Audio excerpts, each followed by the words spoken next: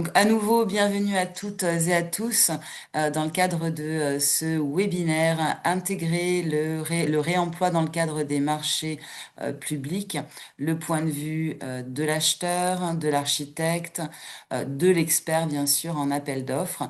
Alors, ce webinaire a été co-conçu par Elia Pribil, Julien Coutinho, Jérémy Bernard, lesquels se présenteront bien sûr davantage. Indiquons d'ores et déjà que Elia Pribil est experte en réponse en appel d'offres, marché public et bien évidemment privé et dirigeante de la structure AOP Pribil. Julien, Bonsoir. bonsoir. Bonsoir Elia. Julien Coutinho, lui-même est architecte et associé de l'agence C plus 2B. Et Jérémy Bernard, lequel est bien présent, je vous rassure, et lui coordinateur du projet West to Build. J'espère l'avoir énoncé correctement. Projet porté par Toulouse Métropole. Alors, avant de laisser la parole à Elia, Julien et Jérémy, très très rapidement, deux informations, l'une à propos d'Ilo-Formation, la seconde concernant nos modes de communication. Vous le savez, Ilo-Formation a été créée à l'initiative de l'Ordre des architectes Occitanie et notre raison d'être est bien évidemment de répondre à votre obligation de formation en vous proposant des formations de qualité puisqu'elles sont toutes testées en amont par des membres du CROA ou des adhérents.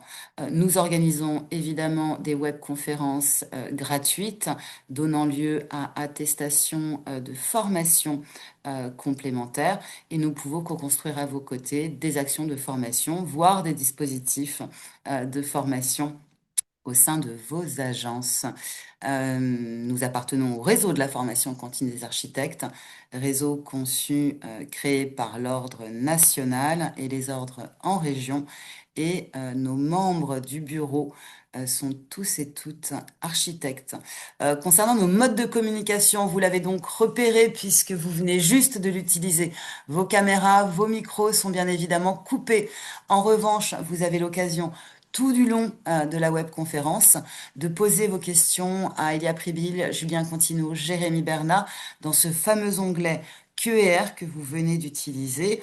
Alors, il semblerait que au terme de chaque partie, Elia, Julien et Jérémy puissent répondre à vos questions.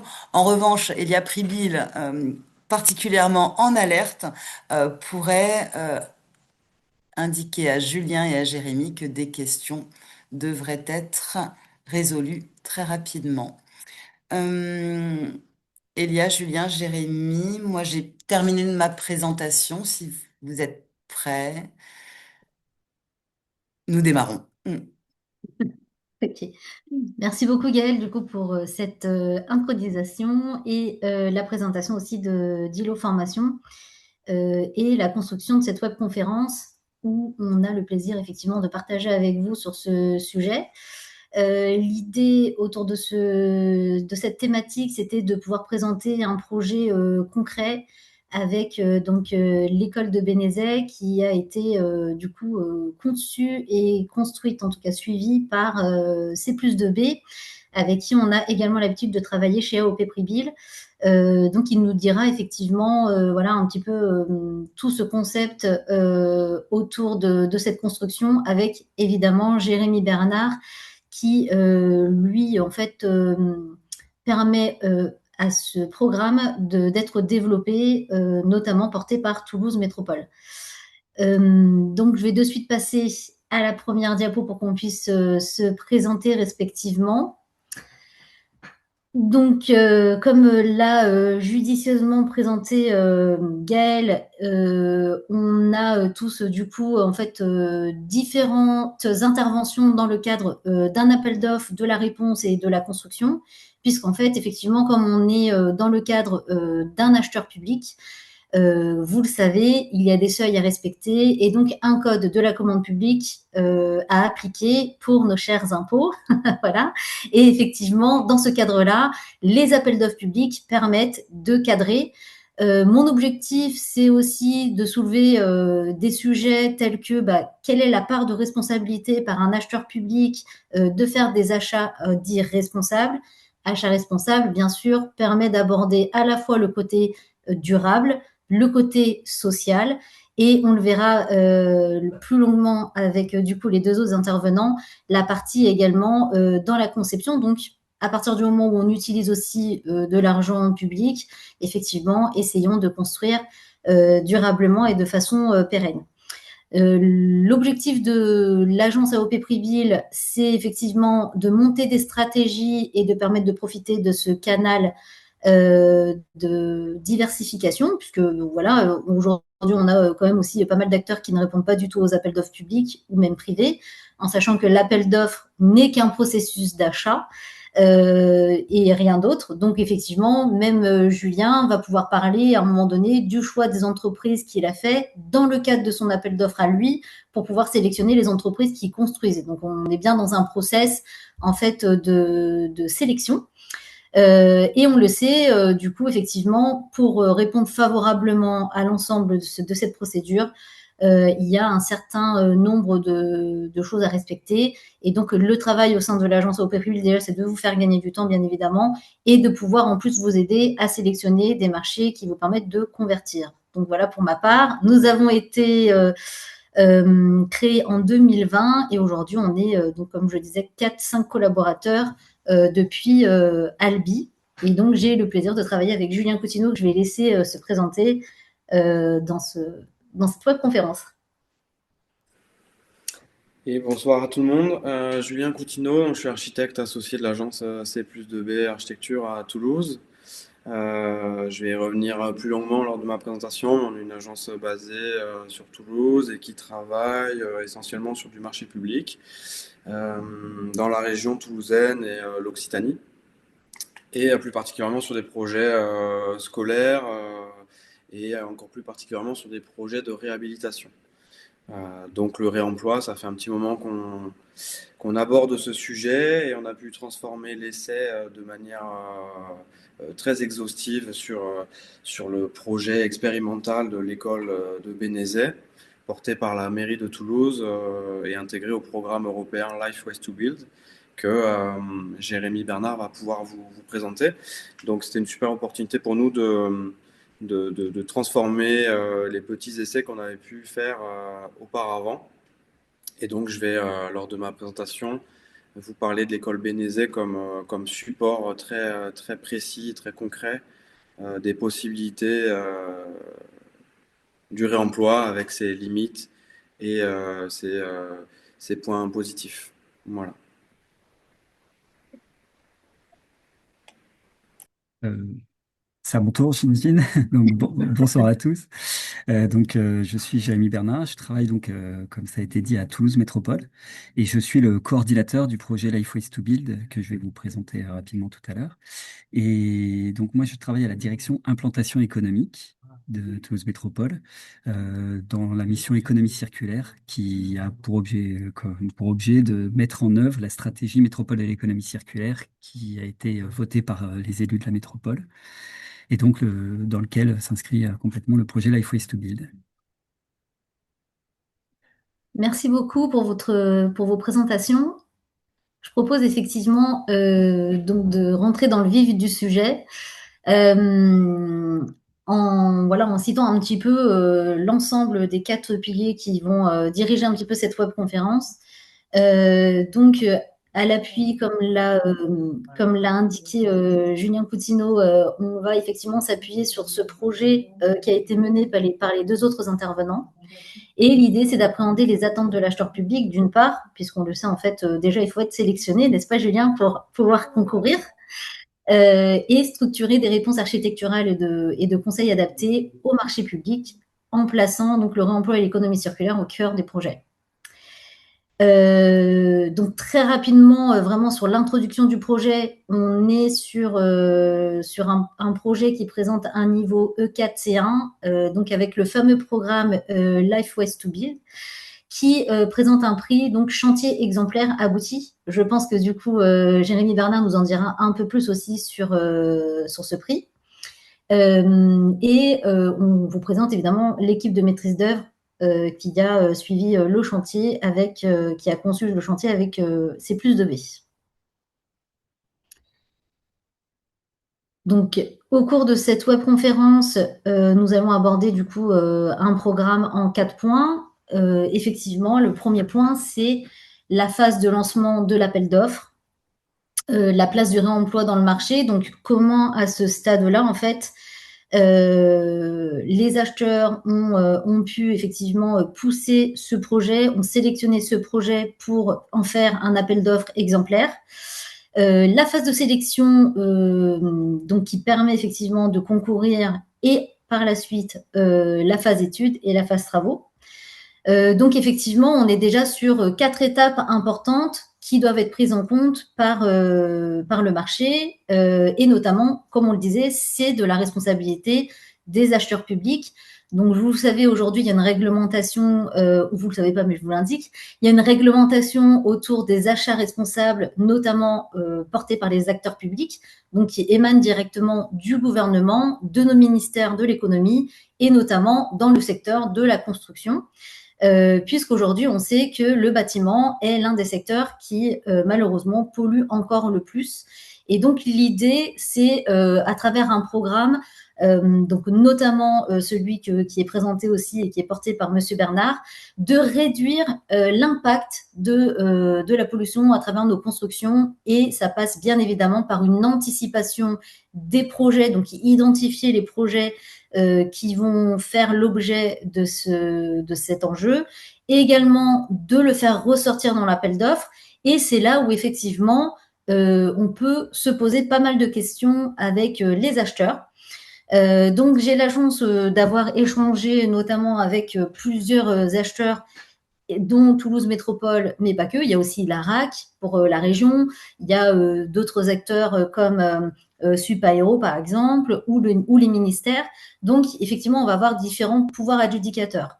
Aujourd'hui, C plus 2B, par exemple, architecte, va se positionner sur des marchés qui vont effectivement avoir un enjeu environnemental et qui vont correspondre quelque part à leur éthique, à leur objectif, et essayer d'avoir une conception la plus vertueuse possible pour correspondre à ces objectifs.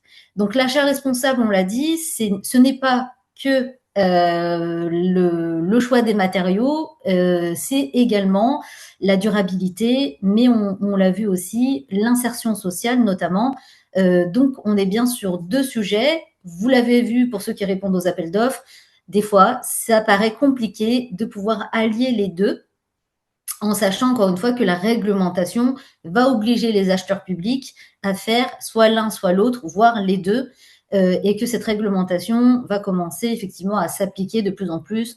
On a notamment les sujets de spazer, on a des sujets sur le plan maréchal, on a pas mal de réglementations comme ça qui arrivent en fait en superposition de toutes les lois que vous connaissez déjà, qui sont la loi MOP, le code du marché public, etc. Donc c'est important au niveau de la stratégie en tant que fournisseur ou prestataire de bien sélectionner le marché et de bien environner en amont effectivement les enjeux pour pouvoir répondre correctement à la conception et accéder finalement à l'appel d'offres, en sachant que là, il y a eu différents critères qui étaient posés, que je vous propose du coup de découvrir sur ce projet.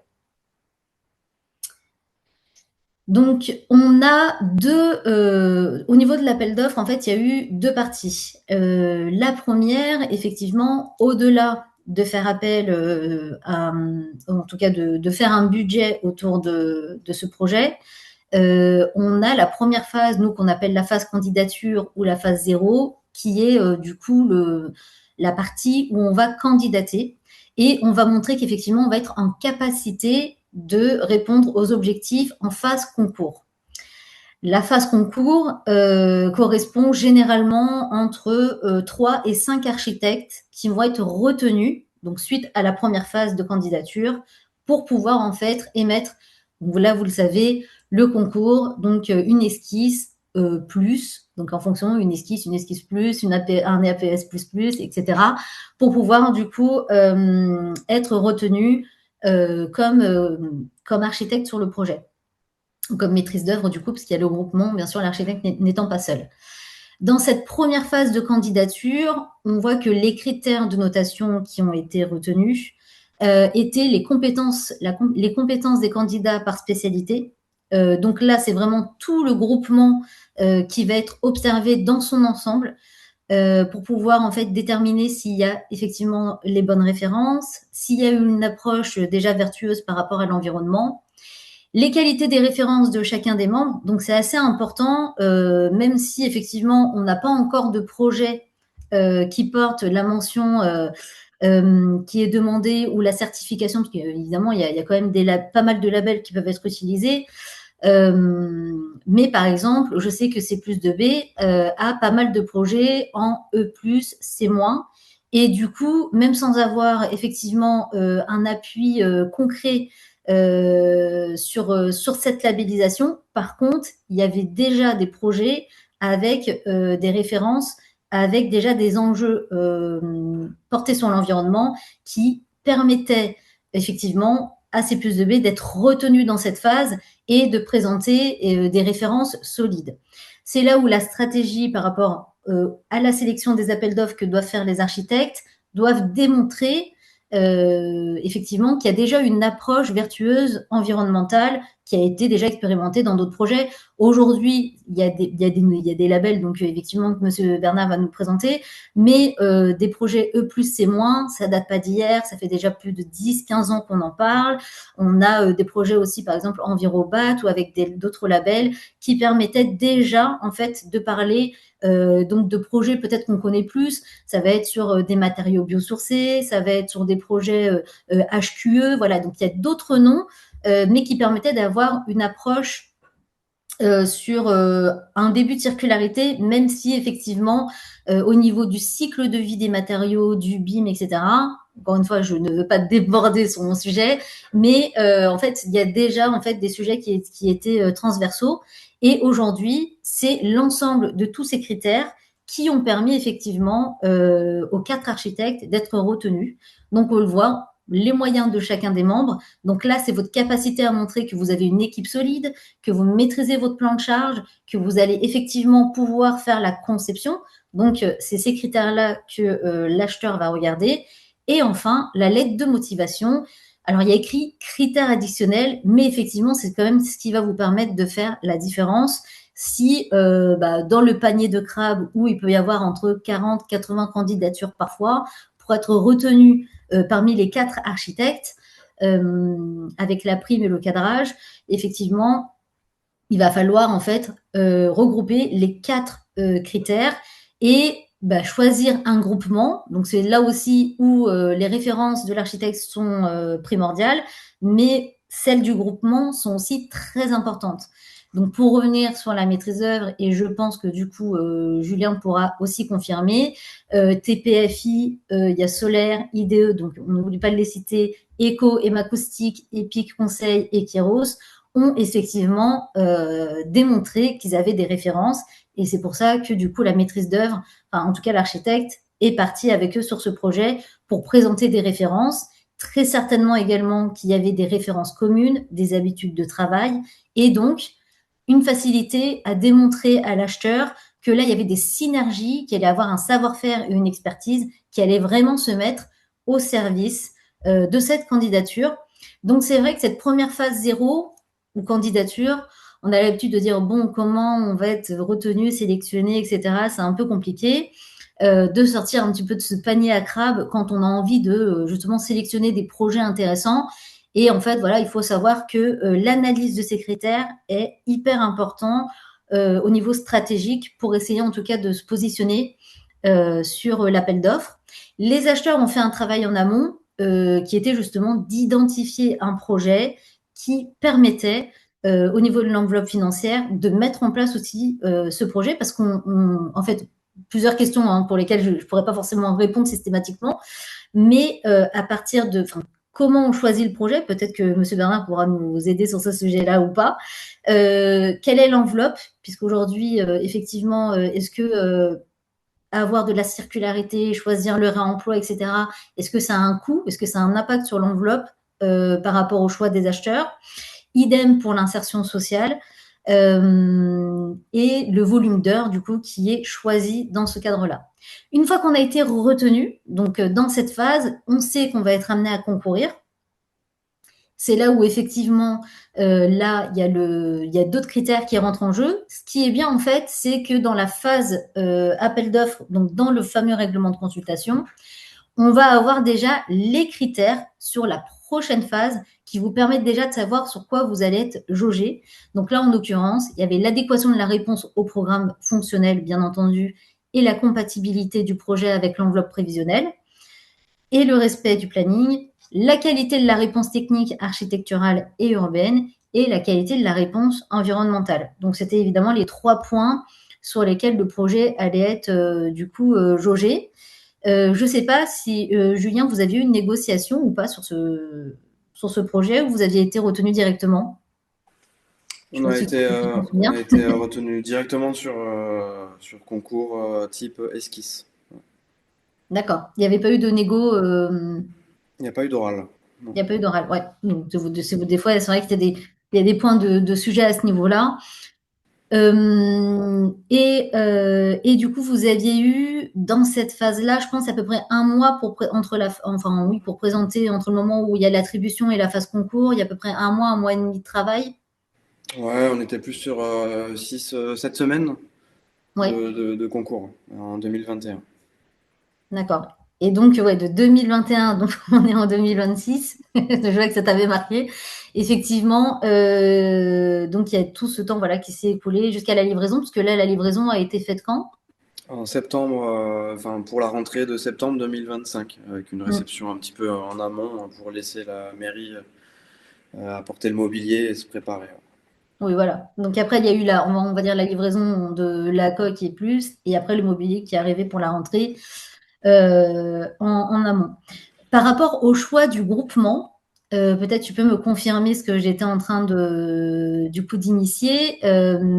Vous aviez choisi monter l'équipe selon quels critères? Alors nous, effectivement, on apporte toujours un soin au choix des équipes, comme tu nous le conseilles toujours. C'est hyper important. On était parti avec des bureaux d'études que l'on connaissait déjà, en fait, et avec qui on avait réalisé notamment un groupe scolaire qui était donc réalisé, qui était sur un montant un petit peu inférieur, mais pas loin d'être celui engagé pour ce projet-là et qui avait des standards environnementaux un petit peu élevés. C'est-à-dire D'accord. c'était un projet de groupe scolaire qui était distingué par le niveau argent de la démarche BDO, donc bâtiment durable Occitanie. Oui, Donc qui prouvait déjà qu'on savait travailler des projets un peu vertueux avec différents critères environnementaux et sociaux. Donc ça, ça, ça pèse dans le choix, effectivement. En tout cas, on pouvait justifier cette référence avec TPFI, qui est un bureau d'études tout corps d'État. Et donc, on avait entre l'archi et le bureau d'études cette référence commune. Et après, avec des compétences aussi un peu plus secondaires, sans dénigrer leur travail, mais avec l'acoustique, etc. oui, d'accord. Je vous propose du coup, effectivement, pour continuer un peu cette analyse avant de passer la main, justement de regarder un peu plus en détail le RC, parce qu'effectivement, c'est quand même ce qui permet stratégiquement de faire son choix, et c'est aussi important bien de le conscientiser en fait en amont dès le début, quand on choisit une offre sur laquelle on veut répondre. Donc là, c'était effectivement le règlement de consultation au tout début, hein, vraiment ce qu'on reçoit. Et on voit effectivement qu'on a déjà pas mal d'indications, aussi bien au niveau du programme, de l'enveloppe, du délai. On va voir le nombre d'heures d'insertion sociale et les attentes du projet. Donc au niveau de l'objet, je ne sais pas si vous êtes habitué du coup à avoir des règlements de consultation, enfin mais il n'y a rien de nouveau. Donc on a déjà une indication évidemment sur le lieu. Il y avait une visite qui était à faire puisqu'il y avait une démolition partielle avec l'extension qui était prévue. Donc le programme est quand même annoncé. La capacité également. Donc au niveau du programme, on a doublant sa capacité de 3 à 6 classes avec donc l'école élémentaire. Donc comme on était sur un groupe scolaire, moi-même, je me remémore le sujet, parce que ça date un petit peu. Voilà. Ça permettait effectivement de bien prendre en compte le programme, ce qui est évidemment important pour les enjeux, et pouvoir présenter également des références dites similaires. Donc, si vous avez fait des groupes scolaires, il est important dans vos références, déjà évidemment, d'avoir des typologies liées au scolaire et, si possible, scolaire plus environnement. Donc, il faut réussir à accumuler évidemment l'ensemble des enjeux. Donc, on a vu effectivement que c'était un pré-programme qui avait été réalisé en mars 2020. Donc, effectivement, très bonne mémoire, avec un rendu du coup sur les candidatures en 2021. On a, vous le voyez déjà, pas mal d'informations dans le règlement de consultation. De mémoire, je pense qu'il y avait le programme qui était donné avec. Au niveau de l'enveloppe, on était... Alors, excusez-moi, Pardon, je m'excuse. On avait... Rigole pas, je dis, sinon je vais rigoler aussi. Plus de 4 millions pour cette enveloppe, avec la réglementation environnementale 2020, qui était déjà du coup en action. Les enjeux carbone. Sur en fait l'émission, vous aurez toujours, donc soit on vous dit loi MOP de base complète, donc je ne vous apprends pas à lire un règlement de consultation, je pense que là, il y a beaucoup d'architectes que j'ai vus dans les participants. Et en plus, vous aviez dans l'émission complémentaire, donc l'OPC, SSI, STD, donc très certainement que la simulation thermodynamique, bien évidemment, est un enjeu très important dans cette approche environnementale. L'exé partiel également, et les synthèses qui permettent effectivement, avec le BIM, de bien situer le projet. Donc, on voit déjà qu'il y a un niveau, dès le règlement de consultation, dès la phase candidature, qui permet déjà de situer son sujet et d'être pertinent par rapport à ça. Donc là, l'OPC, STD, ils traduisent. On a déjà effectivement les éléments qui vous sont portés en connaissance de cause, et les éléments qui seront à rendre donc au fur et à mesure. Donc c'est comme ça effectivement déjà pour le go-no-go qu'on va analyser le règlement de consultation et qui va vous permettre de partir ou pas sur ce projet. On a déjà un planning prévisionnel qui est donné. On va avoir également tout ce qui va être prime et déroulement de la consultation. J'espère que je passe pas trop vite, pardon. Donc, effectivement, le montage de l'équipe, qui est toujours un enjeu quand même très prenant, puisqu'en fait, quand on regarde les constitutions d'équipe, souvent, il ne faut pas oublier un membre, il faut bien que chacun porte effectivement ses compétences, et c'est l'ensemble de tout ça avec les références de chaque équipe qui va permettre en fait de convaincre l'acheteur lors de la sélection des équipes. Pour ce projet, on avait une prime qui était prévue. Donc là, on voit qu'il y a tout un sujet sur le développement durable qui est alimenté également par le CCAP. Et au niveau des demandeurs d'emploi, on est donc sur priorité au quartier prioritaire de la ville. Donc ça veut dire qu'en plus sur l'insertion sociale, Toulouse Métropole est bien connue pour ça d'ailleurs. Ils vont effectivement bien définir ce qui fait partie de l'insertion sociale ou pas, quel public on va chercher. Et du coup, il faut vraiment compter à la fois sur les entreprises qui vont être sélectionnées en phase appel d'offres, mais aussi sur des partenaires sur la partie RSE et sur la partie insertion sociale pour pouvoir répondre quand même à l'ensemble de ces heures. Et c'est pas rien à respecter parce que mine de rien, il faut vraiment répondre à l'ensemble des enjeux. Donc là, on a vraiment la définition des personnes à aller chercher en insertion sociale. Et l'objectif, en plus c'est bien précisé par Toulouse Métropole, c'est vraiment d'avoir des nouveaux recrutements de personnel avec une priorité pour les Toulousains et en tout cas un effet local. Donc il y a déjà un sujet sur l'insertion sociale au niveau des personnes. Après, on va le voir au niveau de la construction, au niveau du programme. Mais en fait, c'est cohérent. Et je pense que Jérémy va effectivement aussi valider ça. En fait, c'est cohérent avec l'ensemble du projet. Et encore une fois, c'est dit dès le règlement de consultation. Donc, c'est vraiment pour le go-no-go. Il faut quand même aussi s'attacher à tout ça.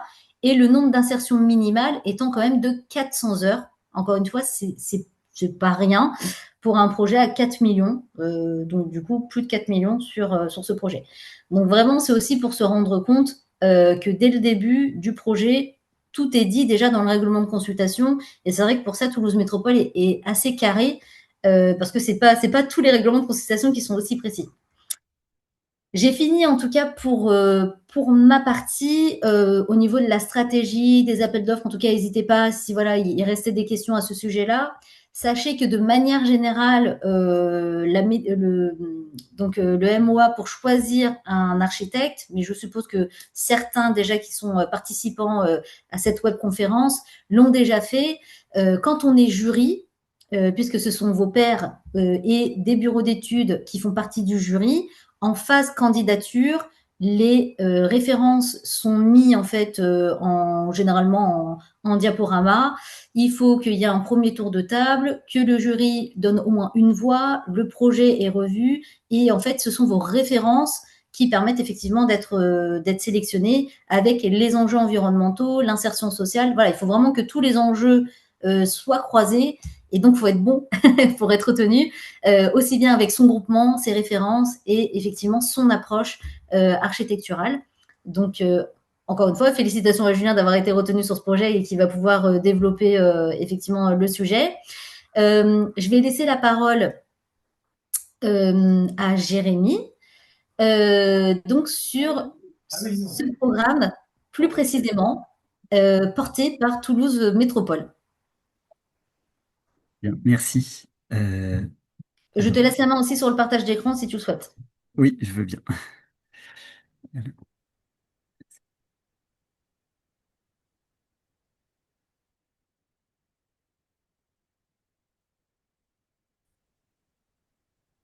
Voilà.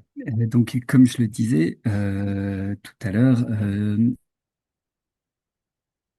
euh, avec une mission économie circulaire qui a donc comme objectif de mettre, de mettre en œuvre la stratégie de développement de l'économie circulaire qu'ont voté les élus.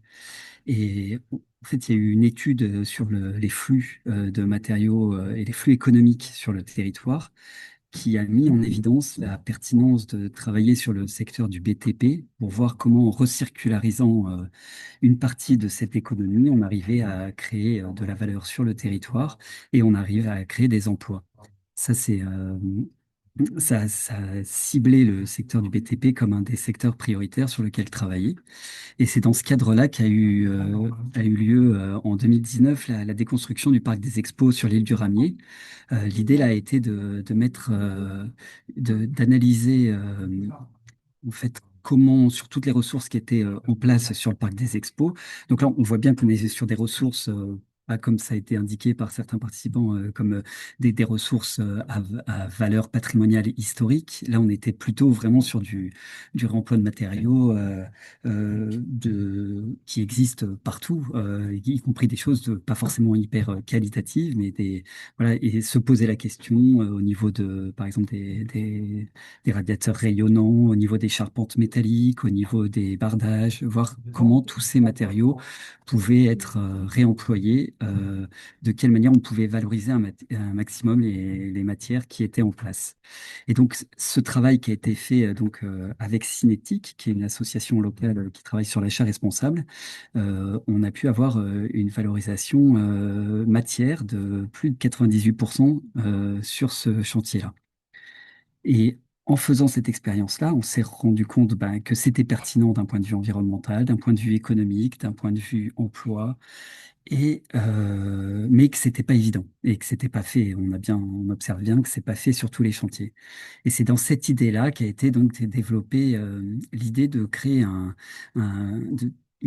projet local visant à développer l'économie circulaire dans le BTP au niveau du territoire.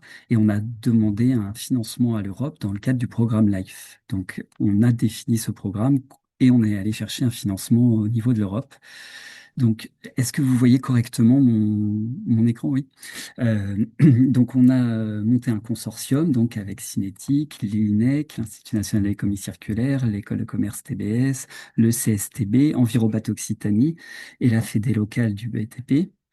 Et on a établi toute une liste d'actions à mener sorte que se développent les pratiques de développer un maximum le réemploi de matériaux, dans la construction, donc travailler sur ces sujets-là en priorité. On n'a pas élargi à tout ce qui est bâtiment durable, biosourcés, etc. On s'est focalisé sur ce sujet-là parce qu'on remarquait qu'il n'y a pas d'obligation réglementaire aujourd'hui. On a une obligation de diagnostic PEMD avant des constructions. On a la responsabilité élargie du producteur au niveau de la gestion des déchets du BTP, mais on n'a pas encore d'obligation d'insertion de matériaux issus des réemplois. Et du coup, l'idée là était d'innover. Et pour ce faire, au lieu de faire des chantiers exemplaires en poussant les curseurs au maximum, l'idée ça a été de généraliser. Donc du coup, de donner une, un signal au territoire en faisant donc un appel à manifestation d'intérêt et en accompagnant. Donc on s'est engagé sur 58 chantiers exemplaires. L'idée, c'était de dire au territoire, on va lancer via la commande, parce que c'est la solution, c'est de passer par la commande, et on a bien vu que dans la présentation précédente, définir des objectifs dans la commande pour faire évoluer les pratiques. C'était ça l'idée. Donc on a fait un appel à manifestation d'intérêt auprès des maîtres d'ouvrage du territoire. euh, En leur proposant donc une charte économie circulaire dans le BTP qui fixait certains objectifs qui étaient engageantes. Donc, on a eu au cours du projet, donc on a 34 signataires maintenant, donc des grosses maîtrises d'ouvrage du territoire, public et privé. On a mélangé des chantiers. En fait, leurs obligations, c'était de confier un chantier au programme Life Ways to Build et en contrepartie, ils pouvaient bénéficier d'un accompagnement technique, donc via Cinétique, qui a joué le rôle de facilitateur économie circulaire sur l'ensemble des chantiers et qui a permis de créer des boucles, ce que nous on appelle des boucles, c'est-à-dire la récupération d'un matériau à un endroit et son réemploi ailleurs. Avec donc un suivi des chantiers du début jusqu'à donc ça commence par l'écriture et les clauses. Les clauses d'économie circulaire dans le marché ont été établies par Cinétique, l'analyse, la participation aux phases concours, etc. pour la sélection sur le volet économie circulaire. Et, et donc, en fixant des objectifs forts sur les chantiers, donc en déconstruction, on avait 85% de valorisation matière au lieu des 70% réglementaires. Et en intégration de matériaux de réemploi, on a fixé 5% de matériaux de seconde main en valeur financière des fournitures du projet. Et cet appel à manifestation d'intérêt nous a permis au final d'avoir 77 chantiers engagés qui ont été accompagnés par Cinétique. C'est des chantiers de tout type. On n'a pas voulu se spécialiser dans un type de chantier. Donc, il y a de l'aménagement, il y a de la déconstruction de la construction, il y a du tertiaire, il y a du logement, il y a de l'équipement public, opérations publiques et privées, des petits chantiers à 30 000 euros jusqu'à beaucoup plus gros. Et, le projet a consisté à suivre et à apprendre de ces chantiers. On a fixé au départ des objectifs ambitieux avec la maîtrise d'ouvrage, avec les maîtres d'ouvrage signataires de la charte. C'était négocié avec eux ces objectifs-là. Et on a appris au fur et à mesure et accompagné les filières et les compétences sur le territoire. Euh, En bas à droite, là, vous pouvez voir, on a 31 bilans chiffrés. Donc, c'est des chantiers qui ont été amorcés dans le cadre du projet et finalisés au cours des 4 ans et demi de projet. Et donc, on voit qu'on a pu voilà, faire 87 000 tonnes, par exemple, de réemploi de matériaux. Par exemple, on voit que ça crée de l'emploi, que ça réduit les émissions de gaz à effet de serre et qu'on peut vraiment évoluer la valorisation matière globalement sur les projets. Donc, je vais, bon, je pourrais en parler longtemps, mais c'est pas le sujet. Je vais quand Alors, même. Jérémy, j'ai une question intéressante Oui. qui est donc de Alain Collin, pardon, qui demande en fait l'évaluation des coûts de récupération des matériaux. Est-ce que c'est quelque chose du coup qu'on arrive à évaluer, qui est pris en Alors, compte? alors nous, donc moi, je travaille à la direction implantation économique, c'est important, c'est-à-dire que l'objectif est faire une transition du secteur, d'accompagner la transition du secteur, et donc pour aller convaincre les maîtres d'ouvrage, les entreprises, etc. La solution qui a été portée, c'est la méthodologie d'accompagnement de Cinétique, c'était d'analyser les boucles et les solutions de recyclage optimisées, des choses comme ça, en faisant avec deux critères, c'est un, ça ne doit pas retarder le chantier, et deux, ça ne doit pas coûter plus cher, ou on doit être à ISO coût pour les parties. Et voilà, donc on peut pas dire le réemploi. Nous, en fait, c'est les solutions trouvées, c'est des solutions économiquement viables pour les acteurs. Et c'était ça l'objectif, c'est de montrer la faisabilité d'un réemploi qui vient pas augmenter encore des coûts de construction qui n'arrêtent pas d'augmenter. C'était vraiment de faciliter les choses localement. Et on voit qu'on arrive à trouver des solutions locales économiquement viables. Et ça, c'est vraiment intéressant. Euh, donc, euh, Juste pour revenir on a mis en place une boîte à outils avec les partenaires, donc un annuaire des entreprises, des bureaux d'études, des architectes, tous ceux qui savent faire l'économie circulaire, des guides techniques, une cartographie des chantiers, mise en place de formations des différents publics, hein. Ça va de la formation pour pour les compagnons sur les chantiers, à travers des jeux professionnels, jusqu'à des modules de formation pour les maîtrises d'ouvrage et les maîtrises d'œuvre, des sensibilisations, accompagnement des entreprises par la fédération, etc. Je ne vais pas rentrer dans le détail. On a aussi mis en place un outil qui est la plateforme numérique. Donc là, la photo du milieu, là, vous pouvez voir, c'est une sorte de marketplace comme un peu le Bon Coin, mais réservé aux professionnels, des ressources sur le territoire disponibles pour le réemploi.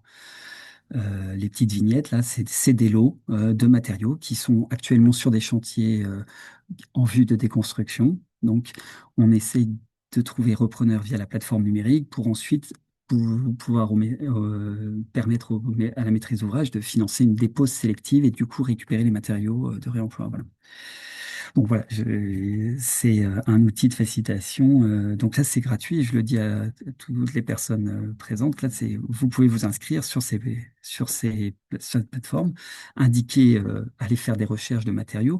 Vous pouvez aussi indiquer vos besoins et la plateforme peut faire du matching. Par exemple, si vous avez un chantier de construction d'école dans 6 mois, vous pouvez indiquer vos besoins et actuellement, je sais qu'il y a du mobilier d'école, mais il y a aussi des portes, des volets roulants, des choses comme ça que vous pouvez potentiellement préempter via la plateforme et les intégrer dans vos projets.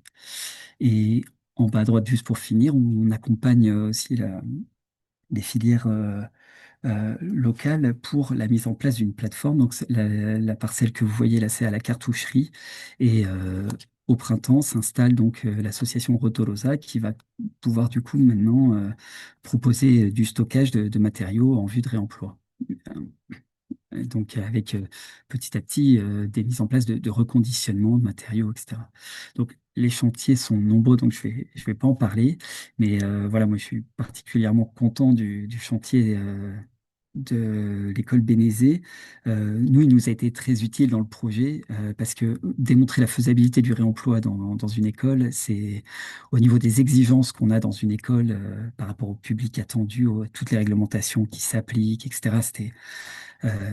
Et puis c'est emblématique, tout le monde sait ce que c'est une école. Il y a différents publics, il y a des réglementations très strictes.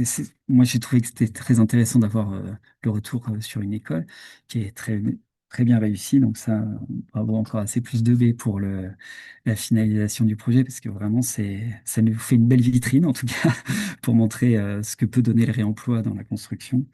Et il y a une particularité aussi de ce projet, c'est qu'il mélange du réemploi in situ, du réemploi ex situ, du réemploi avec approvisionnement extérieur, de la valorisation de stocks dormants avec des fins de stock, du déclassé, un recyclage aussi poussé avec du béton qui a servi, le béton concassé qui n'a pas servi en voirie, mais en granulat de béton recyclé intégré dans du béton de construction pour le collège Pont-Jumeau.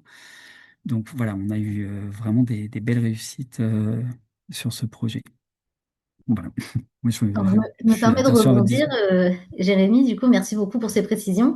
C'est vrai que vous avez précisé qu'il n'y avait pas, justement, il y a eu différentes typologies de projets qui ont été retenus, aussi bien du tertiaire comme autre chose ou de Mm. l'école, des petits chantiers de 30 000 ou plus. Est-ce que justement, au-delà du fait que l'école soit quand même effectivement symboliquement un projet voilà, qui permet en tout cas de montrer différents enjeux, de croiser, etc. Est-ce qu'il y a une typologie de projet qui permet quand même de répondre plus facilement, moins facilement, d'après votre expérience par rapport aux, je crois, 17 projets du coup vous avez dit de sortie? Il y a 77 chantiers en cours, hein. 77 chantiers en cours et 17 livrés, Voilà. c'est ça, non? Et en fait, c'est là, les résultats que je donnais, là, c'est sur 31 bilans finalisés. D'accord. Donc, il y a des bilans qui concernent des déconstructions, certains bilans des aménagements, des reconstructions et des constructions. On a vraiment tout type. Oui. Moi, j'ai plutôt l'impression que les résultats dépendent de la volonté, de la maîtrise d'ouvrage accordée avec une maîtrise d'œuvre qui a envie de bien faire. C'est ça qui fait la réussite, bien plus que la typologie du projet. Là, que ce soit de la construction de bureaux, de logements ou de... En fait, on a même un aménagement de rivière. À partir du moment où il y a une volonté de faire une recherche de solutions, c'est-à-dire du temps passé à la recherche de solutions, quand j'ai dit que ça prenait pas plus de temps, qu'on se comprenne bien, j'ai dit ça ne retarde pas les chantiers. Ça demande plus de temps à tout le monde, de coordination, de réflexion. Et c'est un temps qui permet de trouver des solutions et qui permet d'enrichir, je trouve, moi, les projets. Mais donc, il faut ce temps-là. Et si ce temps-là est passé, quels que soient les projets, on arrive à trouver des pistes de réemploi. Mm. Merci beaucoup. Je me permets juste de partager, du coup, si, à part s'il y avait une autre diapo, Jérémy, que vous souhaitiez montrer, peut-être la plateforme, du coup, que vous évoquiez. Ça vous Oui, va, si je la montre? oui, et ben avec plaisir. Du coup, voilà. Alors, je vois qu'il y Je a une me trompe question, pas, si on je est puis me bien sur permettre. ça. Alors, si je puis me permettre, Oui, du coup, il y avait une question là qui était, est-ce que ça existe, il y a des équivalents régionaux ou nationaux? Oui, alors, à l'échelle territoriale comme la nôtre, ça, il n'y a pas ailleurs. Par contre, au niveau, ça existe en Île-de-France, il y a BTP Match qui fait une agrégation de plateformes franciliennes, donc ça existe là-bas. Dans le Grand Est aussi, il y en a une, et sinon, c'est rare. Et cette plateforme, elle fonctionne sur l'Occitanie. Je le dis parce que d'accord. j'ai vu qu'il y avait des gens de Narbonne. Oui, de Voilà. Nice, de d'autres, même les dom-toms, Donc, etc. c'est là, c'est possible donc de s'inscrire pour toutes les personnes en Occitanie. Donc, vous pouvez faire D'accord. une recherche par catalogue. Donc, ce qu'on appelle un catalogue, c'est un projet, euh, Mhm. et ou une recherche directement par matériaux. D'accord. Là, vous voyez qu'il y a des chantiers qui sont estampillés Life Waste to Build parce qu'ils sont accompagnés par la méthodologie dans le cadre du projet. Et il y en a d'autres qui sont indépendants de Life Waste to Build. Voilà, D'accord. bah, je parlais de l'école, par exemple. Là, il y a plein de choses à mettre dans des écoles, dans des futures écoles, on espère. Et Voilà. c'est Merci beaucoup. Est-ce que Julien, tu souhaitais rebondir sur un des propos de Jérémy Ouais. effectivement, par exemple, juste pour rentrer un peu en introduction, euh, tu as pu diriger plusieurs projets avec différents enjeux environnementaux, etc. Est-ce que toi, de ton expérience, tu trouves que l'école, c'est plus simple ou moins simple que d'autres projets dans lesquels tu as pu travailler avec un enjeu environnemental? Bah, disons que ce projet-là, en tout cas d'école, c'était le plus ambitieux de par sa nature et sa demande initiale. Donc forcément, on n'avait pas connu ça auparavant. Euh, donc, je suis assez d'accord avec Jérémy. En fait, je pense pas que ce soit la typologie de projet qui change quoi que ce soit. Je pense que ça part surtout d'une volonté initiale et derrière d'une envie et d'une motivation commune en fait. Et aussi comment on embarque les entreprises là-dedans, parce qu'il faut, pour l'acte de construire, il faut aussi les artisans et tous les gens qui vont faire avec leurs mains. Donc c'est important en fait d'embarquer tout le monde. Donc c'est l'histoire qu'on va raconter autour du réemploi. Donc si ça part pas d'une volonté initiale engagée et engageante, c'est compliqué même pour des projets qui se veulent ambitieux. Donc je pense qu'il y a effectivement cette question-là, cette réponse-là D'accord. qui est importante. Du Alors coup, normalement, je vais te laisser reprendre la main.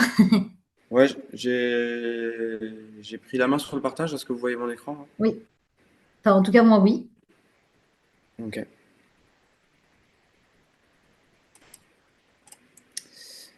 Alors effectivement, nous, donc c'est plus de B, on est une architecture, on est une agence d'architecture engagée depuis un petit moment sur les questions de l'environnement, donc à travers toutes ces composantes. On, on- on est une agence maintenant de 10 personnes sur Toulouse et on rayonne par notre travail dans les départements limitrophes, en gros sur toute la région Occitanie, voire un petit peu plus. On fait essentiellement du marché public, donc à travers les procédures de candidature, comme l'a expliqué Elia, avec qui on travaille, euh, pour répondre aux appels d'offres et tenter d'être retenu à concourir ou à produire une réponse architecturale. Là, Bénézet, c'est ce qui s'est passé. On a pu traduire par notre motivation, notre envie de bien faire et notre savoir-faire naissant sur le réemploi, sachant qu'on n'avait pas de grosses références là-dessus, mais on avait des petites références ici et là qu'on a pu mettre en valeur. Et je pense que c'est en partie notre motivation qui a fait, qui a fait la différence pour être retenu avec d'autres équipes. Voilà les différentes thématiques de projets que l'on travaille. On est aussi signataire du manifeste de frugalité heureuse et créative. On a des bâtiments inscrits dans la démarche bâtiment durable Occitanie avec des récompenses de niveau or et argent. Et on est distingué coq vert, une distinction de BPI et de l'ADEME pour valoriser les dirigeants d'entreprises engagés, porteurs de solutions sur le bas carbone notamment.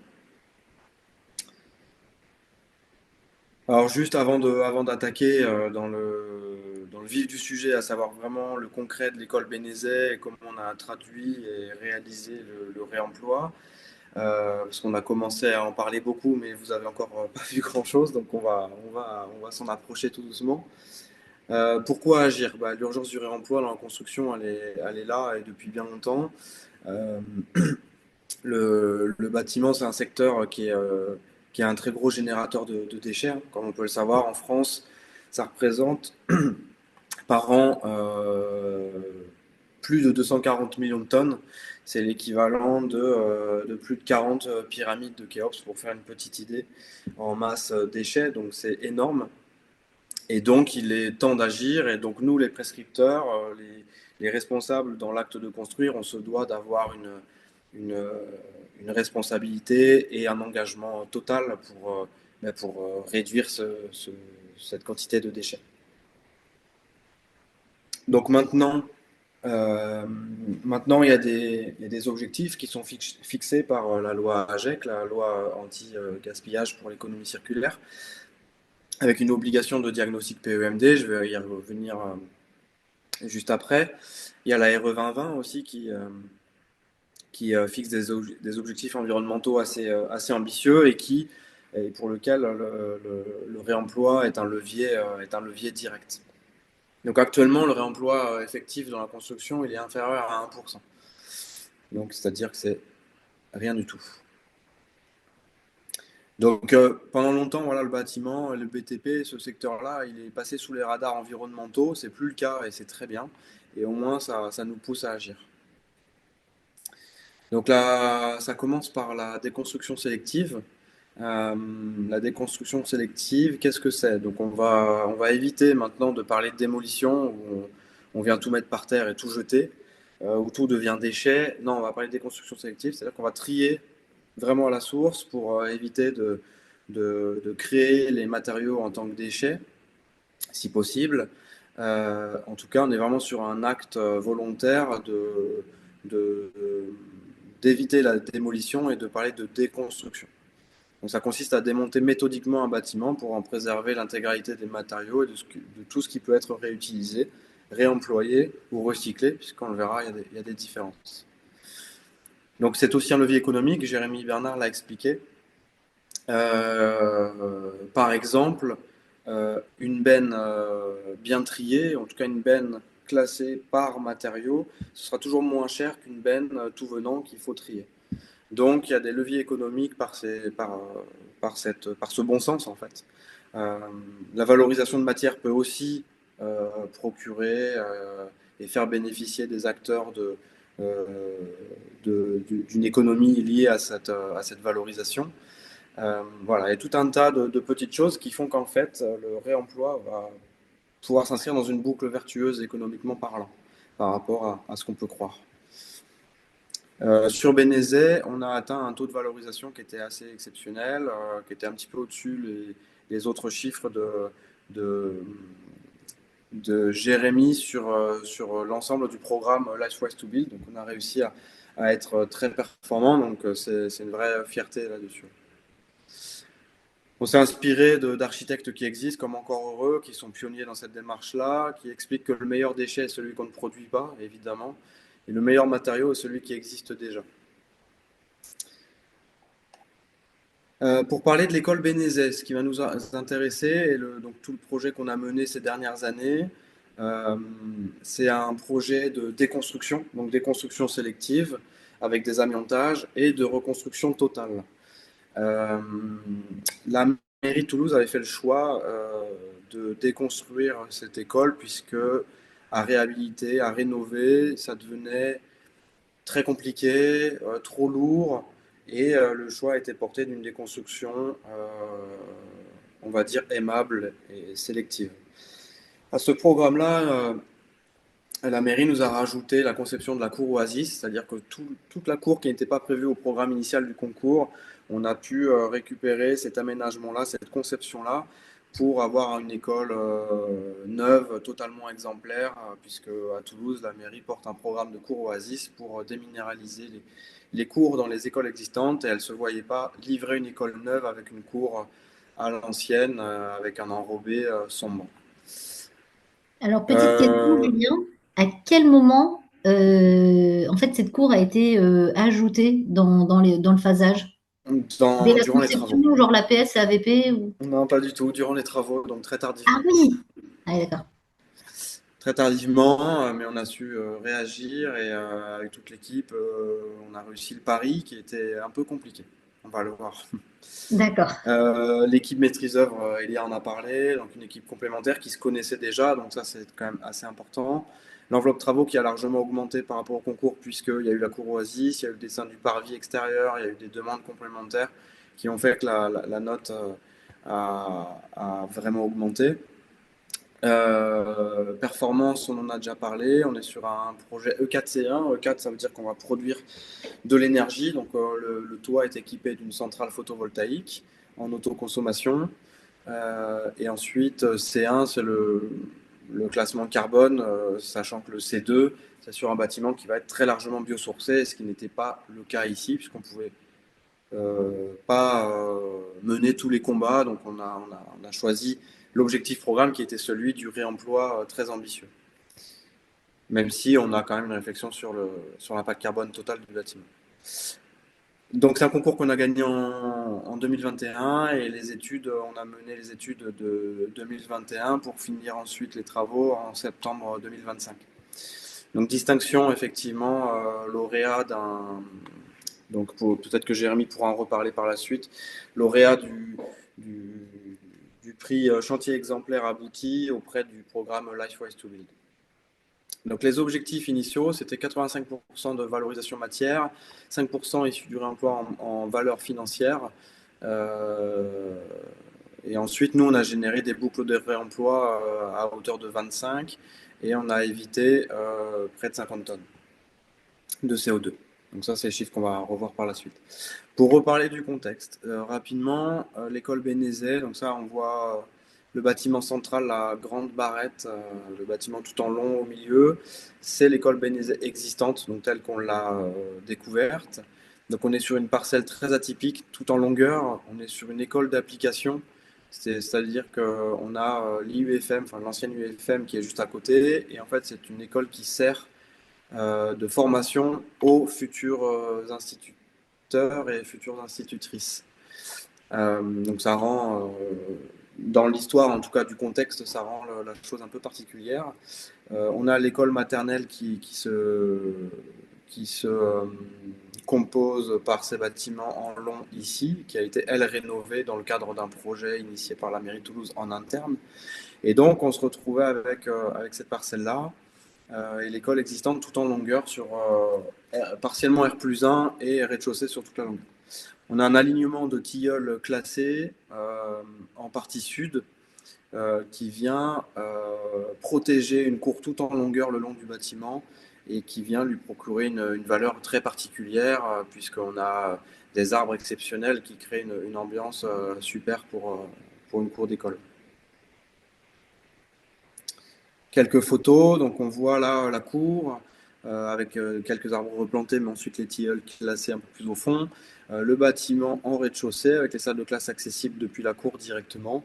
Et voilà la composition de l'école telle qu'on a trouvé. Donc un bâtiment ancien des années 60 qui méritait une totale rénovation, qui n'était plus du tout adapté aux nouvelles pratiques pédagogiques et au confort attendu des nouveaux bâtiments.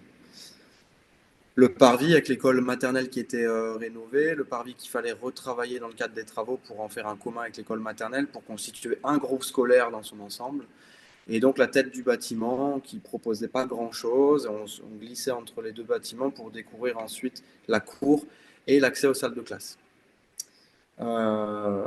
Petit clin d'œil avec des chérubins qui étaient présents sur l'école, qu'il a fallu, dès le concours, c'était une demande qu'il fallait bien préserver et faire très attention à ces chérubins qu'il fallait retrouver sur l'école nouvelle. Donc on a été retenu, notamment grâce au conseil d'Elia, sur le concours de l'école Bénézet, avec d'autres architectes. On a eu la chance de participer à ce concours ambitieux et de le gagner. Par notre réponse, on a eu voilà, le meilleur jugement à travers les différents critères. Donc on a été lauréat de ce concours-là. Et dans le cadre du concours, le concours fixait déjà des objectifs très importants en termes de réemploi.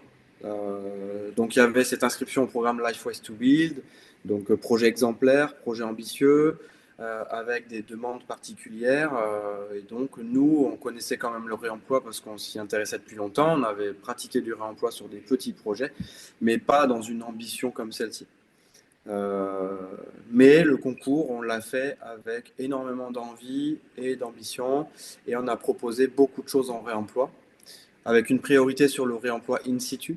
C'est-à-dire le réemploi in situ, c'est ce qu'on va pouvoir récupérer sur le site actuel et qu'on va réinjecter dans le site de l'école. En fait, le matériau peut quitter pour des besoins de retraitement le site, mais c'est un matériau qui vient de l'école existante et qui va être remis en place dans l'école, dans la nouvelle école. Donc on a fait la priorité sur ce réemploi-là, on a ciblé les menuiseries extérieures qu'on voulait réutiliser dans la coursive bioclimatique, on a ciblé les radiateurs fonte qu'on voulait réutiliser également, des vasques et des sanitaires, des racks à vélo, du gravat issu des démolitions, des tuiles, des chemins de câbles, du parquet, tout ça on l'avait ciblé en réemploi in situ, en étant quand même très ambitieux, en décrivant beaucoup de choses. Ensuite, on est parti sur du réemploi ex situ ou d'approvisionnement extérieur, c'est-à-dire qu'on va faire appel à des matériaux qui existent sur d'autres chantiers. À travers le programme Life Ways to Build, il y avait toute une boucle vertueuse entre différents chantiers.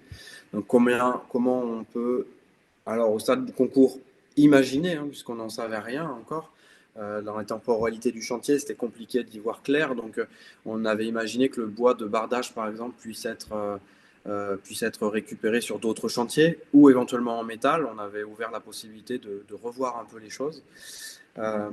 Et ensuite, on était sur un recyclage maîtrisé pour atteindre de la valorisation matière totale. Donc, on avait décrit pas mal de choses. On avait produit une image concours qui était celle-ci. Où, par exemple, là, on parlait de petits gabions à base de tuiles pour faire le banc sur le parvis. On parlait de bardage récupéré pour faire le bardage bois en façade. On parlait de menuiseries extérieures qu'on ne voit pas ici, qui étaient pour la coursive. Donc, tout ce que je vous ai décrit avant, on l'a présenté à travers différents visuels et à travers une notice assez complète. Donc ça, c'était le concours. On a été lauréat. Maintenant, il fallait transformer ces intentions en réalité technique. Donc, c'est ce qu'il a fallu faire et développer durant les études.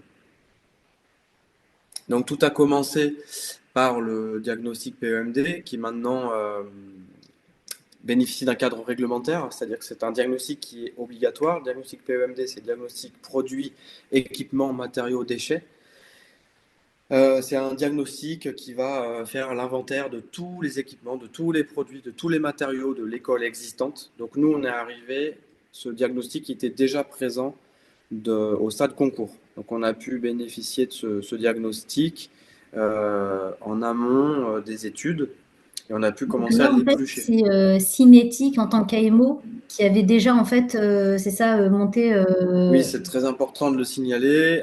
Mm. Tous ces projets autour de Life Ways to Build, c'était, Jérémy l'a dit, coordonné par Cinétique, qui est un AMO, un assistant en maîtrise d'ouvrage, spécialisé dans le réemploi notamment, et qui a accompagné toutes les maîtrises d'œuvre de ce programme sur la partie réemploi. D'accord. Ça Donc, permettait du coup de répondre à la question de David ah oui, dans je la vois pas, question-réponse. Je je vois pas les permettais questions. de rebondir. Pardon. Donc cet AMO réemploi nous a accompagnés sur toute la partie études et travaux. Et donc c'est lui qui a coordonné les besoins en diagnostic notamment. Voilà. Donc le diagnostic PMD il doit contenir l'inventaire, il doit aussi parler du potentiel de réemploi de chaque élément, c'est-à-dire ouvrir des pistes, des filières, des valorisations recommandées. Donc il conseille, il va apporter des éléments de réponse déjà. Il va pouvoir apporter des analyses complémentaires, des orientations de traçabilité. Et ensuite, le diagnostic PEMD, il est pris en main par le diagnostiqueur qui va faire un récollement qui est obligatoire, c'est-à-dire qu'il va accompagner la maîtrise d'ouvrage dans, dans la démarche de remplir les CERFA, de remplir tout un tas de registres et de documents qui vont être intégrés sur la plateforme du CSTB. Donc la plateforme nationale du CSTB va récolter tous ces éléments et pouvoir tenir des registres et des bilans au niveau national pour effectuer de la traçabilité au niveau matériaux, équipements. Donc ce diagnostic PEMD, il porte la responsabilité à la maîtrise d'ouvrage. Donc c'est toutes les maîtrises d'ouvrage qui sont responsables de ce diagnostic PEMD, qui est obligatoire pour les démolitions ou les rénovations significatives au-delà de 1000 mètres carrés de surface de plancher. Voilà. Et donc ce diagnostic PEMD est la base, vraiment est la base du réemploi. C'est hyper important de partir très en amont sur un diagnostic PEMD. Donc nous, c'est un diagnostic qu'on mène à chaque fois en phase diagnostic dans tous les projets de réhabilitation qu'on mène. On alerte à chaque fois les maîtrises d'ouvrage de faire ce diagnostic s'il n'a pas été fait. Nous, on a porté cette compétence qu'on a sous-traitée généralement à des partenaires que l'on connaît très bien. Même si on pourrait le faire, on estime qu'il y a un travail un peu particulier quand même. On en a vu des diagnostics PEMD, donc on commence à savoir ce que c'est. C'est pas non plus quelque chose d'incroyable, mais il existe des formations qui sont certifiantes et qui permettent de s'aguerrir de toutes ces compétences-là et de proposer, de valoriser auprès des maîtrises d'ouvrage vraiment une compétence particulière.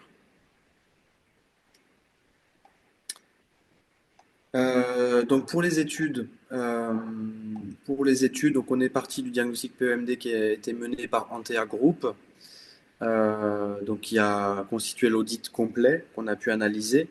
De là a été réalisé un diagnostic ressources qui est un complément qui là vraiment transforme le PEMD vraiment encore plus en diagnostic réemploi. Donc par Tournesol qui est un acteur local et Cinétique, l'AMO spécialisé réemploi, pour commencer à élaborer des grilles ressources très détaillées. Nous, on a pris en main ces éléments-là et on a constitué ce qu'on a appelé la notice d'économie circulaire qui était demandée dans les livrables au moment de la PD et donc qui faisait état de la stratégie un peu par lot qu'on envisageait de faire, la méthodologie, toute la mise en place du réemploi et de ce qu'on veut en faire, mais aussi de scénarios de substitution. Si on ne peut pas faire de réemploi, parce que les boucles temporelles ne le permettent pas, ou parce qu'il y a des difficultés, ou parce que le chiffrage ne le permet pas, comment on va pouvoir retomber sur nos pattes. Donc finalement, c'est assez tôt que vous avez pu réagir sur ça parce que tu as indiqué en fait en phase concours que bah, on essaie de créer des boucles, mais finalement sans trop savoir parce que c'est pas forcément super concret à ce moment-là. Mais on imagine qu'on va pouvoir intervenir sur tels éléments. Et en fait, là, dans l'étude, dans ce process d'étude, à ce moment-là, ça vient confirmer les scénarios qu'on a posés en fait lors C'est du ça. concours. Ça vient confirmer ou annuler complètement des scénarios qu'on avait pu D'accord. Ouais. envisager. Bah, comme la vie d'un projet durant les études, faut être souple et pouvoir faire des allers-retours un petit peu, revoir des choses. Avec le réemploi, c'est exponentiel. Il faut être très agile, il faut revoir des choses, il faut pas hésiter à lâcher prise sur pas mal d'éléments architecturaux, puisqu'on va pouvoir les remettre en question en fonction des ressources disponibles à l'instant où on en a besoin. Et pendant les études, on ne connaît pas tout à fait les boucles du chantier ou les temporalités, on n'est pas maître de tout ça. Et des autres chantiers qui vont avoir besoin aussi du même matériau peut-être avant, etc. Donc, il faut pouvoir se retourner et envisager d'autres pistes. Et on a mis en place très tôt un tableau spécifique qui était vivant, qui était partagé entre tous les acteurs de la maîtrise d'œuvre, mais aussi cinétique, qui nous a permis sur la base de ces fiches ressources, de faire le tableau global de ce qu'on voulait comme réemploi, in situ, ex situ, appro, extérieur, et de commencer à y rentrer un peu des éléments, commencer à fiabiliser des choses, des quantités, des, euh, des substituts, des potentialités avec Cinétique qui nous nourrissaient aussi en fonction des différents chantiers dans la boucle. Et ensuite, très important, la validation assurantielle, c'est-à-dire que la maîtrise d'ouvrage a fait le choix d'un bureau de contrôle qu'elle a missionné en plus de ses missions classiques par une mission réemploi. C'est-à-dire qu'on avait BTP Consultant, qui est un bureau de contrôle sur la place toulousaine, qui avait, en plus de ses missions classiques, une mission réemploi, et donc qui avait un vrai avis technique sur ce qu'on proposait en termes de réemploi. Donc ça apportait des garanties pour tout le monde, pour nous en tant que prescripteurs et concepteurs, pour les entreprises, pour la maîtrise d'ouvrage. Donc comment on traduit tout ça dans les pièces du marché? Donc c'est ce qu'on va voir sur cette partie-là. Nous, on a fait le choix concerté avec la maîtrise d'ouvrage, avec Cinétique, d'imaginer trois typologies de prescription. En fait, on a choisi de créer ce qu'on appelait le réemploi in situ. Donc, je vous l'ai dit, c'est de l'école existante à l'école nouvelle. In situ, ce qu'on a appelé non sensible, c'est-à-dire qu'on a imaginé certains matériaux qui étaient pas forcément très sensibles, où il n'y avait pas forcément de difficulté à les déposer ou à en faire très attention pour les remettre. Donc ça, on a imaginé que c'était le lot 1, qui était le lot déconstruction sélective, qui allait s'en occuper, qui allait faire la dépose et qui allait remettre à disposition des autres lots ces matériaux-là pour être réutilisés. A contrario, on a imaginé une, une, un réemploi in situ sensible. Tous ces lots-là concernés par cette appellation sensible avaient besoin de travailler et d'assurer une dépose soignée, un stockage hors site, un reconditionnement, une repose, notamment les menuiseries extérieures. Pour être clair, les menuiseries extérieures, les fenêtres, on a mis ça dans ce qu'on a appelé le réemploi sensible. Ça veut dire que ce n'est pas le déconstructeur qui est venu déposer les fenêtres pour les mettre à disposition de l'entreprise de menuiserie, c'est le menuisier lui-même qui est venu en amont déposer, faire son repérage, ensuite déposer les menuiseries de manière très soignée pour les retravailler. Donc ça, on va le voir, j'ai un zoom spécifique sur cet élément-là. Sinon, le déconstructeur, dans tous les autres types de réemploi pour le in situ, déposait lui-même le parquet, déposait lui-même certains éléments qu'on est venu récupérer. Et du coup, une petite question, est-ce qu'au niveau des appels d'offres, enfin, du marché et de la sélection des entreprises, déjà, il y avait vraiment, est-ce qu'il y avait vraiment beaucoup de choix? Est-ce que beaucoup d'entreprises se sont positionnées? Est-ce qu'elles en avaient les moyens? Enfin, tu vois, d'après ton analyse, Quels sont les euh, critères, tout ça, oui, ça je ouais, vais en parler dans la slide est-ce d'après. que toi, tu as trouvé ça difficile de sélectionner l'entreprise parce que bah, même l'entreprise, elle a eu du mal à se positionner parce qu'en fait, c'est vrai que quand on passe voilà, de la conception à la réalisation, le choix des entreprises est quand même un peu, peut être un peu difficile, quoi. Tout à fait, ouais. Je vais en parler par la suite, mais le choix des D'accord. entreprises, déjà, le choix des entreprises il est primordial. On avait choisi de mettre avec la maîtrise d'ouvrage des critères dédiés dans les mémoires techniques des entreprises, c'est-à-dire que les entreprises allaient être notées sur une réponse qu'elles allaient apporter sur l'économie circulaire et sur le réemploi possible. Donc nous, on a intégré dans chaque CCTP des mentions du réemploi, on a décrit des choses en réemploi de ce qu'on voulait, avec des possibilités d'ouvrir un petit peu, et on a choisi d'écrire des variantes, donc des alternatives en neuf. Ça, c'est la maîtrise d'ouvrage qui l'a souhaité, en prix unitaire.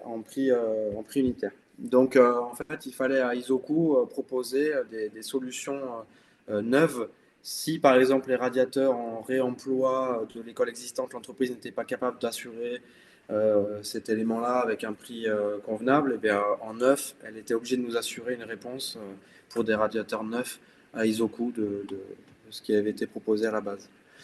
On a donc par lot, on avait dédié des critères sur l'économie circulaire à hauteur de 15% sur les 45% de la valeur technique, donc c'était quand même pas rien.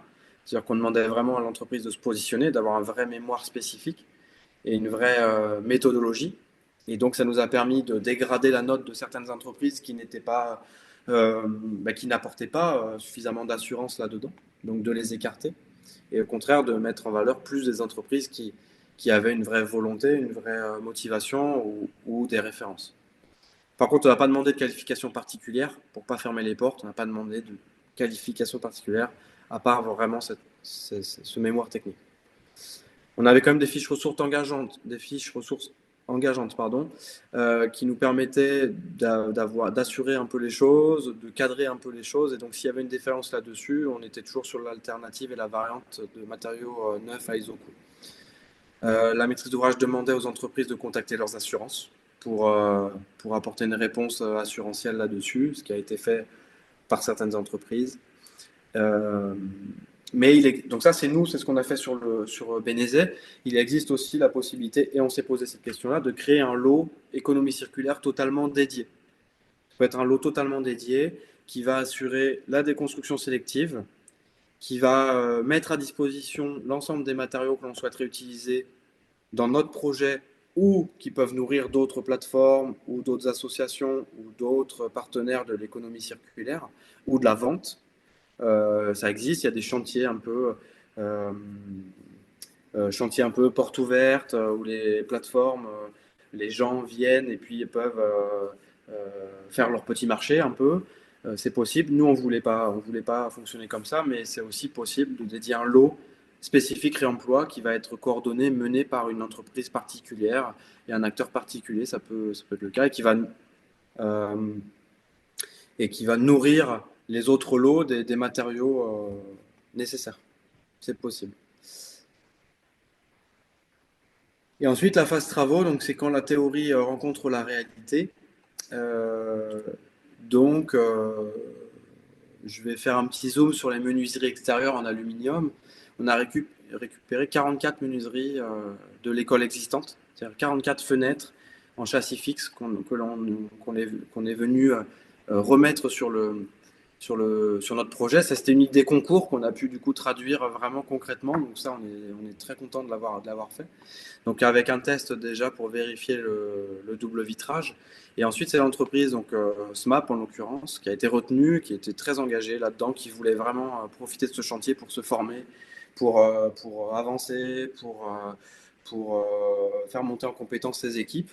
Et donc, on a retenu cette entreprise qui a très bien travaillé, qui est venue retirer en 10 étapes, qui est venue travailler sur la dépose, le reconditionnement et la repose des menuiseries. Donc, vous avez tout le détail ici.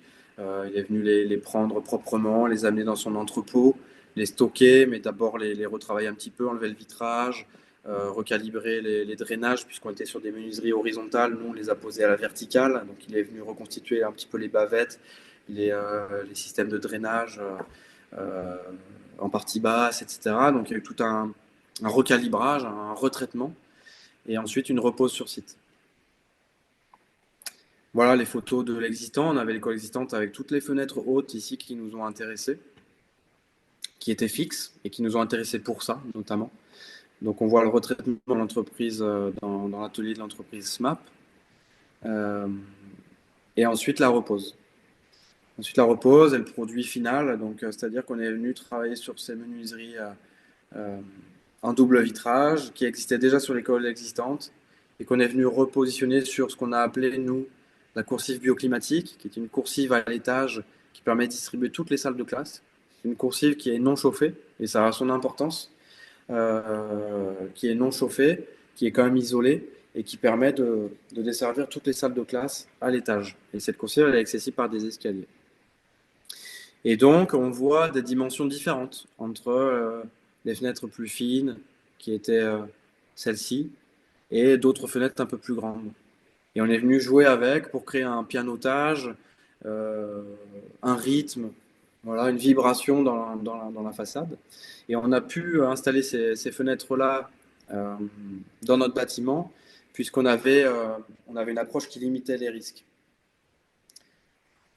Alors cette approche, c'est que ce sont des châssis fixes qui ont été réutilisés en châssis fixe. Donc c'est-à-dire qu'il y a un usage qui est passé, qu'on connaît, qu'on maîtrise, qui n'a pas été trop dégradé par une manipulation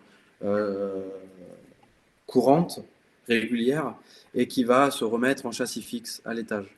Ensuite, on a une coursive non chauffée, donc il n'y a pas d'exigence thermique d'un point de vue réglementaire. SMAP, l'entreprise, a assuré avec son assurance euh, décennale, s'est engagé sur la dépose et le reconditionnement et la repose. Parce qu'elle pouvait maîtriser un peu ce cycle-là, donc elle a engagé sa responsabilité là-dessus. Elle avait aussi récupéré des menuiseries supplémentaires pour de potentiels aléas. Voilà, et le bilan global, c'est 8% de son lot total, donc c'est pas grand-chose, mais c'est quand même supérieur aux 5%, un chiffre qu'on voit régulièrement pour le réemploi, donc c'est quand même intéressant sur le lot menuiserie extérieure, sachant les complexités qu'on peut avoir pour ce lot-là. Voilà, et quelques bonnes pratiques pour les assurances. Donc, c'est ce que je dis, un reconditionnement maîtrisé par une entreprise quand même qualifiée, qui s'est engagée. Le CCTP cohérent, qui parlait d'un lot sensible. Donc, on essayait de maîtriser, de cadrer et de verrouiller un peu de potentiels aléas qu'on ne maîtriserait pas. Et le contrôleur technique, qui avait sa mission réemploi et donc qui a pu émettre un avis favorable, donc qui nous a permis de le faire sans prendre trop de risques. Sur Bénézet, on a généré 25 boucles de réemploi, donc c'est en tout 65 tonnes réemployées à travers donc du in situ, donc notamment les menuiseries extérieures, comme je viens d'en parler, aussi du parquet qui a servi pour du mobilier. On a récupéré du parquet pour faire du mobilier. On a aussi récupéré du béton, comme Jérémy le parlait tout à l'heure, qui était normalement un déchet pour le coup. C'était les murs fusibles des murs préfa qui sont normalement voués à la benne. On les a récupérés pour en faire un banc sous le préau. Et ensuite, on a fonctionné avec beaucoup d'approvisionnement extérieur. C'est-à-dire qu'on est venu. L'approvisionnement extérieur, c'est quand on va chercher en extérieur, à l'extérieur, des éléments de réemploi. Donc, des éléments de seconde main qui ont déjà servi, qui sont remis sur le marché. On les a récupérés. Alors que le ex situ, c'est des éléments de notre école existante qui sont amenés sur d'autres chantiers, qui partent. Donc en approvisionnement extérieur, on a utilisé beaucoup de faïences, de stocks dormants en fait, de stocks d'entreprises qui sont là et qui ne servent plus à grand chose à part sur des petits chantiers. Nous, on a récupéré beaucoup de ces choses-là, notamment sur des faïences et des carrelages, mais aussi des faux plafonds et des bardages. Et ensuite, on a une boucle donc ex situ qui est partie pour la tiny house du programme Life Waste to Build, qui est un projet démonstrateur sur une mezzanine aussi, et puis d'autres matériaux qui ont été récupérés par des structures locales directement, mis à disposition par l'entreprise de déconstruction, qui a mis à disposition des faux plafonds, des luminaires, des chemins de câbles, des choses comme ça qu'on ne récupérait pas forcément nous dans notre projet, mais qui ont pu être récupérées par des associations locales ou des ressourceries. Donc quelques photos du réemploi, donc notamment le parquet qui a été déposé par l'entreprise de déconstruction et qu'on a pu récupérer, qui a aussi alimenté d'autres projets en extérieur, des chemins de câbles, des portes, des dalles de faux plafond. Donc quand on parle de déconstruction sélective, c'est ça, hein, c'est une déconstruction soignée, une mise à disposition propre. Voilà. Voilà, donc la boucle pour la tiny house qui a utilisé du parquet, un peu de faux plafond, du bois, quelques éléments. Parquet qui a été récupéré aussi pour des mezzanines, par des archis, une entreprise d'archis charpentiers qui travaille dans la région. On a utilisé in situ tous les radiateurs en fonte, une grande partie, qui ont été purgés, nettoyés, repeints par une entreprise spécialisée qui était sous-traitante de l'entreprise de plomberie sanitaire sur notre chantier et qui fait ça régulièrement. Il y a une espèce de boucle qui existe, qui est en train de se mettre en place, hein. La filière réemploi, elle est en train vraiment de se structurer de manière au niveau local. C'est assez incroyable ce qui peut se faire en fait quand on regarde de près et au niveau national, hein, du coup. Mais en tout cas, à la petite échelle locale, les circuits courts, il y a des choses qui se font qui sont très intéressantes. On a récupéré des racks à vélo qu'on a réinstallés, des chaperons en terre cuite qu'on a réinstallés aussi sur certains murs mitoyens, voilà, en partie, et les menuiseries. Voilà, d'autres boucles, on voit que le parquet a été réutilisé pour des tablettes, pour le banc sous l'escalier principal, pour du mobilier d'accueil, pour la banque d'accueil. Les bétons qui étaient voués comme ça là, aux déchets parce que ce sont des bouts de murs fusibles qui servent au transport, à maintenir le mur préfa, mais qui, une fois sur chantier, sont découpés par l'entreprise et qui vont traditionnellement à la benne, hein, ça sert à rien. C'est souvent jeté par l'entreprise de gros œuvres. Alors ça peut être réutilisé en concassé pour des sous-couches de fond de forme de voirie, des choses comme ça. Mais nous, on voulait finalement, c'était là, on s'est dit, ben mince, on a cette matière, cette ressource, on va changer notre fusil d'épaule. En fait, on ne le jetait pas, on le récupère et on a fait le banc sous le préau. Donc ça a été très apprécié parce que c'est un déchet qui était là, qui n'a pas eu à parcourir le moindre kilomètre pour être réutilisé directement. Et c'était un déchet généré par le chantier lui-même.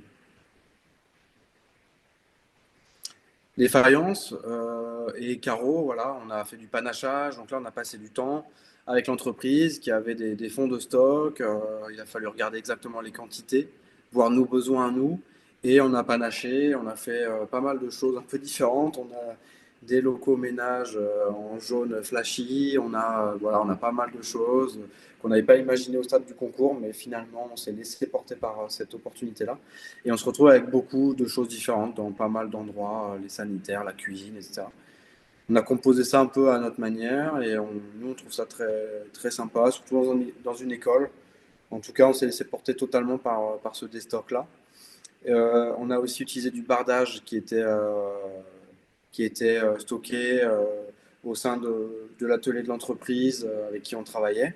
Et voilà, on a repositionné du bardage bois qu'on n'avait pas forcément imaginé de cette manière-là. On pouvait en tout cas imaginer d'autres choses, mais pour le coup, on a utilisé ce stock-là. Voilà, sur le projet, la réalisation, on voit les bancs avec les lames de parquet. On voit de l'extérieur du bardage différent entre le haut et le bas, mais à chaque fois, c'est de la récupération. Pour le bas, donc le déstock d'une entreprise. En haut, la même entreprise qui, sur un chantier, s'est vue refuser des panneaux de bois 3 plis par des archis. Et bien, finalement, ce qui allait devenir un déchet, ben, nous, on a dit hop, hop, hop, on le récupère et on le remet en place. On a bien vu que les surfaces pouvaient coller, donc on s'est retrouvé à recomposer avec ces panneaux-là notre façade du R+1. La cabane de la cour Oasis qu'on a réalisée entièrement avec la même entreprise qui avait une façade à refaire. Il y avait des madriers de façade qui étaient déposés. La maîtrise d'ouvrage ne voulait pas les reposer suite à un sinistre sur l'isolant. Ben nous, cette matière-là, on l'a récupérée, on en a fait la cabane. Par Euh, rapport au bardage, quand tu disais en fait que voilà, il y a des archis qui ont dit qu'il y avait un défaut et que du coup ils ne le voulaient pas et que ça allait faire un déchet. En fait, vous êtes au courant via du coup Cinétique, via la plateforme de ça? Là, c'est directement l'entreprise qui nous a mis au courant. D'accord, ok. L'entreprise, Donc en fait, on a c'est vraiment une sollicité pas mal agilité d'entreprises. hyper réactive, enfin, sur Ouais. les opportunités du moment, Bah, quoi. c'est tombé, là, on a eu de la chance, c'est tombé comme ça.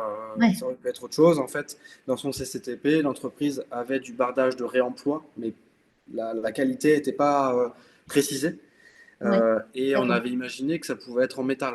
À l'époque Oui, de l'APS, de l'APD, on avait imaginé que ça puisse être en métal parce qu'il y avait le petit palais des sports à Toulouse qui était prévu d'être démonté, qui était bardé de métal. Et on d'accord. pensait que la boucle nous permettait d'avoir ce bardage-là métallique. Voilà. Hmm, Donc l'entreprise avait proposé quelque chose là-dessus, un prix, mais ça a changé. On s'est retrouvé à ne pas pouvoir poser ce bardage-là. Donc on a sursollicité l'entreprise pour qu'elle nous propose absolument un bardage de réemploi et pas un bardage neuf. d'accord. Et l'entreprise, c'était un peu compliqué, pas trop de pistes. Et puis d'un coup, est arrivée cette opportunité-là sur un autre chantier et de se D'accord. retrouver Parce sur qu'en les fait, bras et se c'est vrai retrouver que avec du coup, le il y a la bardage sur les question bras. de... Excuse-moi. C'est vrai que du coup, il y a la question de David qui dit comment avez-vous géré le pro DCE sans connaître véritablement la ressource précise? Mais en fait, il répond tout le long. En fait, c'est vraiment en fait par réactivité, par opportunité. Au Bah final, oui, en fait, nous, c'est on a vraiment au dessiné des moment, quoi. détails avec un bardage de réemploi type métallique. On a décrit ça dans notre CCTP, mais on a ouvert des pistes à autre chose. Et en Ouais. fait, c'est de la réactivité. Durant les exés, les visas, on a revu un peu les choses au dernier moment, un peu à la hâte.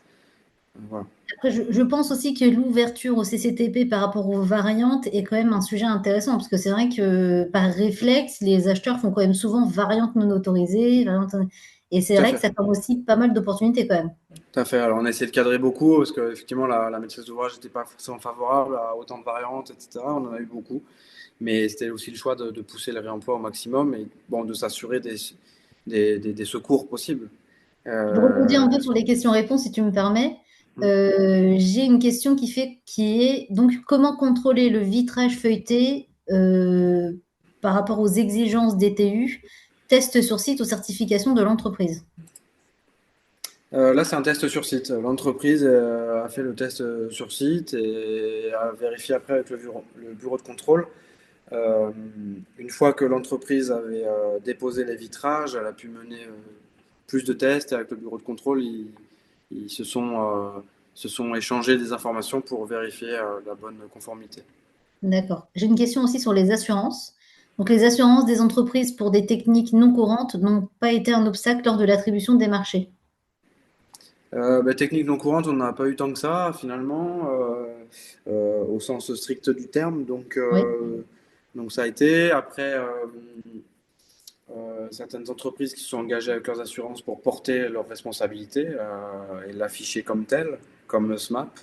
oui. Euh, voilà, et après, ayant le tampon du bureau de contrôle à chaque fois, sur chaque étape de validation de chaque matériau, bah, il n'y a Là, pas eu de c'était OK, quoi. difficulté. OK. Sachant que on n'était pas sur des ouvrages structurels, des ouvrages qui engagent Oui, des risques quand même conséquents. oui, vraiment sur la faisabilité en elle-même, quoi. Mm. Voilà, donc euh, pour finir un peu le bilan, donc le bilan environnemental, il est forcément très intéressant. On en a déjà parlé avec Jérémy. Donc c'est un taux de valorisation au-delà des 85% ciblé par la maîtrise d'ouvrage et au-delà des 70% réglementaires, euh, 65 tonnes de ressources sauvées de la benne, 55 tonnes de gravier évité par un traitement à la chaux qui nous a permis d'éviter d'apporter beaucoup de gravier en sous-dallage, 50 tonnes de CO2 évité par le réemploi. Donc ça, c'est Cinétique qui a fait les bilans de tous les chantiers dans la boucle Life Waste to Build, qui a produit tous ces chiffres sur la base de nos marchés, des retours d'entreprises qui nous ont rempli des tableaux. Dans les DOE, on demandait des tableaux exhaustifs pour, euh, pour bien étudier la part de réemploi dans chaque lot, bien étudier aussi financièrement comment c'était ficelé pour leur part.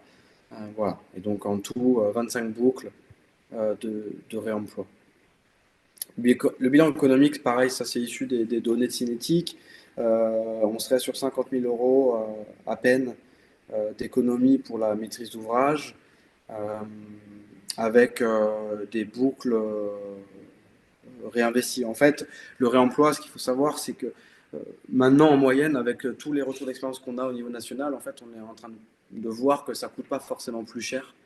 Euh, Parce que c'est des nouveaux flux financiers. En fait, certes, il y a des nouveaux flux financiers, des nouvelles dépenses, comme des AMO réemploi, comme il y a des nouvelles dépenses, du temps passé, etc. Mais finalement, euh, avec le prix des ressources qui augmente, avec euh, les gains générés à la création d'emplois, euh, des économies qui sont réalisées sur le neuf, en termes de bilan carbone, etc. En fait, tout ça fait qu'on a un bilan économique qui s'il n'est pas beaucoup plus favorable, il est neutre, quoi. Aucun changement au niveau de tout ce qui va être maintenance? Euh, Vraiment facile. Bah alors nous on a, à part les radiateurs fonte, finalement, on n'est pas sur des équipements techniques à proprement parler. Les radiateurs fonte, ils ont pu être remis dans la boucle et le bureau de contrôle s'est engagé. L'entreprise qui retraite ces radiateurs fonte s'engage aussi. C'est juste un- un nettoyage, une purge et puis un recalibrage. On n'est pas sur, là, on reste sur du low-tech en fait. Donc c'est pas très contraignant. Et après, tout ce qui est en façade, en tout cas, c'est de l'entretien. Donc là, on reste sur des choses très basiques. D'accord. J'ai une question qui est, quelle est l'estimation du temps passé en plus pour la maîtrise d'œuvre? Je préciserai la question, du coup, en fait, on l'a vu, normalement, il n'y a pas de temps qui a été rajouté sur le chantier, a priori, d'après Jérémy. Par contre, sur la conception, est-ce que tu considères que vraiment c'est beaucoup plus long, finalement, pour une réalisation qui est très agile? Tu vois, un peu ce rapport-là au temps? C'est ça, c'est cette slide-là. Donc je saute quelques slides pour arriver à ça. Nous, on a estimé, au sein de C plus de architecture, on a estimé 140 heures de plus. En tout cas, 140 heures dédiées vraiment au réemploi euh, sur sur le projet. D'accord. Euh, donc, euh, donc à coordonner l'ensemble des acteurs, à chercher des idées, à faire des réunions spécifiques, à travailler un peu plus en détail avec les entreprises. Voilà. Et par rapport à une maîtrise d'œuvre, je dirais traditionnelle, mais vraiment toi, ton ressenti, euh, la différence entre un chantier comme ça et un projet traditionnel, en sachant que je sais que là, enfin, ce chantier a fait quand même l'objet de pas mal de visites, il est quand même, il sert quand même pas mal là d'exemple. Mm. Mais du coup, voilà, au-delà des 140 heures, du coup, la satisfaction, elle est à quel niveau pour pour l'agence? Bah, de toute façon, oui, c'est clair que ces 140 heures, elles n'ont pas été forcément valorisées dès le départ dans les honoraires ou quoi que ce soit. C'était un Oui. engagement de toute façon volontaire qu'on voulait avec l'ensemble de la maîtrise d'œuvre. On a embarqué tout le monde. On a été, euh, on était très conscients et on a assumé de passer toutes ces heures-là parce qu'on voulait la réussite de ce projet exemplaire. Et oui, bah, la fierté derrière d'avoir réussi pas mal de choses et qu'il soit observé de près, ce projet-là, la fierté, elle est immense, ouais. On est très, très content et c'est surtout que ça sert de référence à la fois pour nous, pour d'autres projets, mais voilà, ça sert aussi de bilan et de retour d'expérience sur beaucoup d'autres aspects et beaucoup d'autres acteurs. Tout ça, c'est forcément bénéfique pour la filière. Oui. Parce J'ai qu'on une s'est frotté question. à des limites aussi, on va en parler. Oui, oui, j'imagine. J'ai une question qui est qui gère les mouvements vente des matériaux ex situ? C'est Cinétique via la plateforme ou... Oui, Cinétique, il coordonnait aussi tout ça. Donc, des constructeurs. Donc, nous, on avait imaginé à travers notre tableau et Cinétique aussi des quantités de parquets, des quantités de portes, des quantités de tout un tas de choses. Et Cinétique remettait sur la plateforme spécifique, remettait ces informations-là pour des associations, pour d'autres, ou de la vente également, parce qu'il y a eu aussi de la vente et du rachat. J'avais une question aussi pour Jérémy, parce que je vois qu'il est là. Euh, Question à Jérémy Bernard, pas de surcoût dans les travaux, mais quid du surcoût à provisionner pour l'équipe de maîtrise d'œuvre? Ouais. Là, pour moi, ouais, je ne suis pas le mieux placé pour avoir ces Ouais. informations-là, mais si je comprends bien de la réponse de Julien préalablement, c'est que les heures passées en plus pour eux n'étaient pas forcément chiffrées au départ dans leur réponse. Donc, je pense que si je comprends Oui, bien, c'est c'est ça. ça la Après, nous, réponse. effectivement, là, les 140 heures, c'est C+2B, mais il y a aussi TPFI en bureau d'études tout corps d'État qui a aussi passé un petit peu plus de temps sur cette question-là. Il y a la Voilà. mission, oui, la mission au bureau de contrôle, etc. C'est vrai que ça, j'ai pas cette vision Donc ça, nous, c'est globale de vrai tout qu'on ce a là. répondu, on avait répondu à l'époque avec des honoraires qui étaient à peu près C'est traditionnels, on va traditionnel. dire. On n'avait pas imaginé que ça puisse nous impacter euh, trop. On voulait aussi se positionner de façon pour répondre et c'était un engagement de notre part. On était motivés de toute façon. Mais effectivement, je pense que les maîtrises d'ouvrage doivent comprendre qu'il y a un surcoût, mais notamment par la mission complémentaire, AMO réemploi par exemple, ou ce genre de choses en fait. Parce que il peut y avoir des acteurs, complémentaires à une maîtrise d'œuvre classique pour Ouais. le réemploi et forcément il faut les rémunérer. Mm. Après, tu dirais que du coup, la montée en compétences, parce que c'est ça aussi qui coûte un peu en temps, elle est à la hauteur voilà, du projet. Parce que là, j'imagine que si, enfin, je ne sais pas si vous en avez d'autres en cours avec ce label, mais est-ce que tu dirais voilà, que la montée en compétences, elle est aussi à hauteur du temps que tu as passé, quoi? Est-ce que ça valait le coup, entre guillemets? Oui, bah, on a beaucoup appris à travers ce projet-là. Ouais. On a beaucoup appris à travers ce projet-là. Donc c'est sûr que maintenant on a cette expérience-là, concrète, réalisée, avec aussi Cinétique qui a pu faire des bilans, avec la maîtrise d'ouvrage aussi, et Toulouse Métropole et la mairie, on a pu faire des retours d'expérience. Donc on a maintenant un bagage, on a rempli notre sac à dos de pas mal de choses. Donc maintenant on va être plus percutant sur les prochains sujets. Oui. On est monté en compétence, ça c'est certain. Ouais. Mais les entreprises aussi, la mairie aussi, De tout le la monde, maîtrise quoi. d'œuvre aussi, on est tous montés en compétences. Et c'est ça qui est intéressant. C'est que c'est une nouvelle façon aussi de concevoir, de construire, Oui. et c'est hyper intéressant la vertu de ce nouveau système.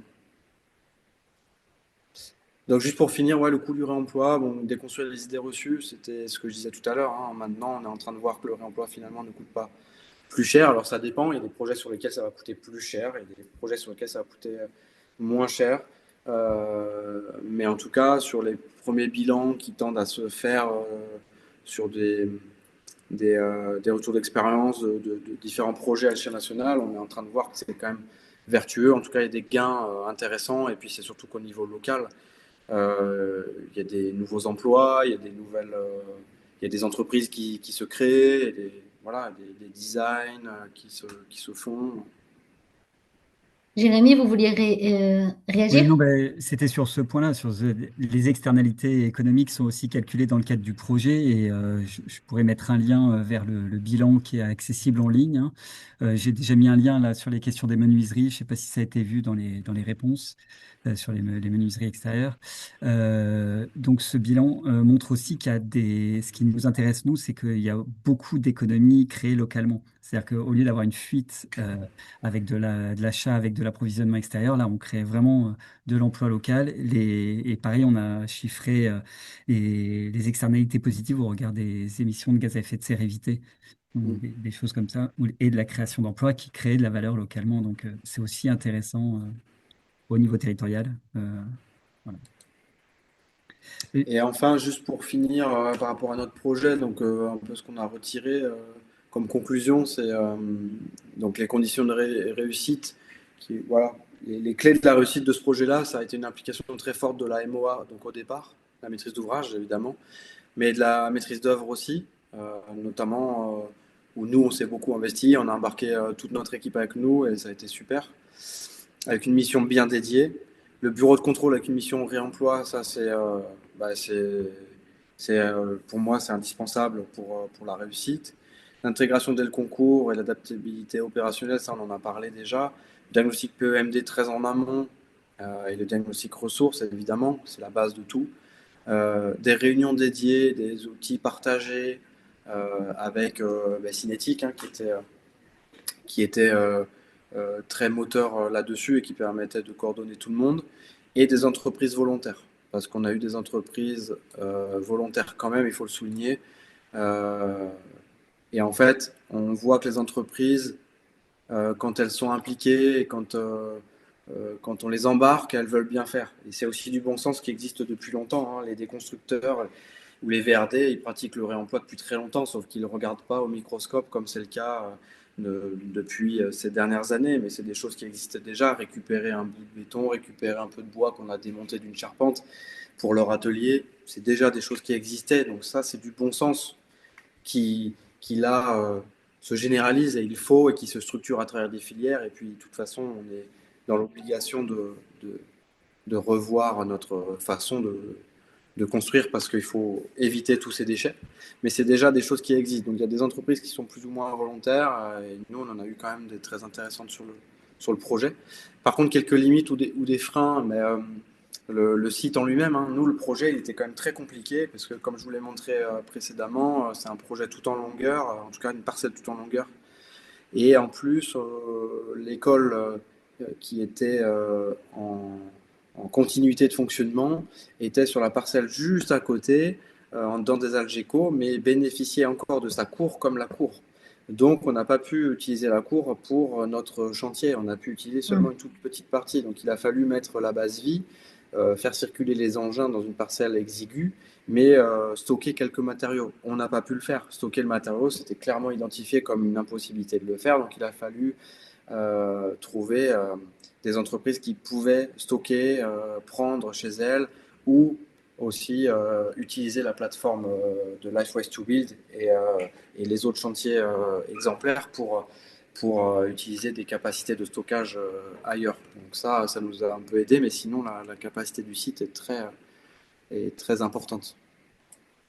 Les lots infructueux, il y en a eu quelques-uns. On a dû changer de stratégie de dépose pour optimiser le calendrier. Il y a des boucles qui ne marchent pas avec des temporalités du coup qui ne sont plus les bonnes. Donc voilà, faut revoir un peu les choses. Il faut lâcher prise un peu sur l'architecture. C'est pas forcément évident pour un architecte qui aime son image et soigner les détails, mais il faut pouvoir réimaginer d'autres d'autres aspects de façade notamment. Projection difficile sur, voilà, j'en ai Mm. parlé. Acculturation inégale des entreprises, on s'est retrouvé avec des entreprises qui Bien n'étaient sûr. pas forcément soucieuses du réemploi, donc ça a pu parfois être compliqué de les embarquer. Voilà, certains lots qui ont peu contribué à la dynamique. Et puis, ce que Jérémy a déjà un petit peu expliqué, l'image de la réalisation, avec la faute d'orthographe, pardon, l'image de la réalisation, par rapport à la maîtrise d'ouvrage, c'est important. C'est la maîtrise d'ouvrage doit comprendre que le réemploi, ça peut changer un peu l'image du projet. Là, en l'occurrence, la mairie de Toulouse était très engagée sur le réemploi, mais quand même, en tant que ville de Toulouse, voulait une école neuve avec un certain standing, ou en tout cas que ça ne fasse pas école bricolée par rapport à d'autres écoles Mm. neuves qui sont réalisées.